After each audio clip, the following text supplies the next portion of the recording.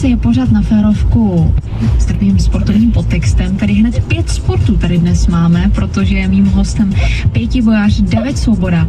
No a my se teď dostáváme konečně. Noční šelmáka ovce, co znamená horze ovce, čárka, tečka, čárka, tak začíná, tak začíná, tak začíná. Míhala se taky poslouchat. Co? Míhala se taky poslouchat. Míhal! Ty jsi míhala. Nemíhala, plíhala. Co mě zbývá k stáru, noční můry v denním báru, duševně jsem chorým pro lásku a prodím, Pane Bože, vrať mi Kláru.